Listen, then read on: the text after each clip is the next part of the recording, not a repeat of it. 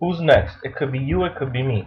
Are you going to be one of the next 250,000 victims from drunk driving, or are you going to take a stand for the families who've been affected by drunk drivers, who still reminisce about their loved ones, looking at them in photos depicting their happiness and enthusiasm, all full of dreams, within the blink of an eye were taken away?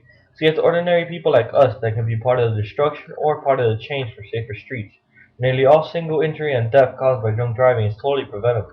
Solutions vary from simply having a designated driver, enforcing harder penalties on drunk driving, or even counseling. It's time for a change, but it is up to us to take the first step. In the last 10 years, 250,000 people were killed due to drunk driving. In every one of those years, over 1,300 children died from drunk driving. That means over 1,300 mothers left mourning every year. To give you a more basic idea of these statistics, every 20 minutes a life is lost in America due to alcohol. Besides children, most of these deaths from the ages of 16 to 25. But I thought we weren't allowed to drink till the age of 21. Well, that simply means the liquor stores are selling to underage drinkers. So the same people who are trying to make a couple dollars are the same people helping to destroy the youth in society. Next time you go to a liquor store, look around and ask yourself how many people are really 21, and then think, him or her might be next. Sometimes we look at statistics and forget that each one of those numbers are real people. Real people we could save, real families we could save. You have the power to change these people's lives. You could be a designated driver for someone at a party. You don't have to wait for him or her to ask you, can you be my designated driver? Some people are ashamed of being drunk and not being able to drive themselves home. Talk to them, even if you don't know them, counsel them, help them. You could possibly save their lives. Even then, sometimes we're going to be too late, but you can still help them. See, after an accident, you can still help a drunk driver by counseling them at hospitals and trauma centers in which they are located.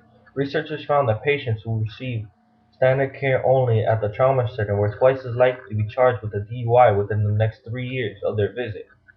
But with some counseling from ordinary people like us, those chances could lower. Of course, there are many other solutions that we can come together to achieve. Bigger solutions that can make a bigger impact, solutions we could fight for. Don't think that families and friends are the only ones being affected by this. So is the government, insurance companies, and our wallets. Let's look at a study made by Allstate Insurance. They say that alcohol impaired drivers are estimated to cost American taxpayers 21 to $24 billion per year. Tax dollars that can fund children's education, all the way from public school to through college. Better health insurance, better hospitals, truly a better world. You still don't see the seriousness of the situation? Well, let's look at another stat collected by National Geographic, who stated that alcohol abuse costs American society 136 billion and 65,000 lives annually. Whoa, what we could do with 136 billion dollars a year. See, we can fight for stricter laws against drunk driving or being drunk, period, simply because everyone benefits. Some changes have been made in some states, but this is a national dilemma, and we still need more changes. Well, now that you know the facts about drunk driving, why not take a stand? In reality, very few things have been done now, mostly by mothers who made up MAD, which stands for Mothers Against Drunk Driving. But the rest of us are just waiting and standing around for a solution.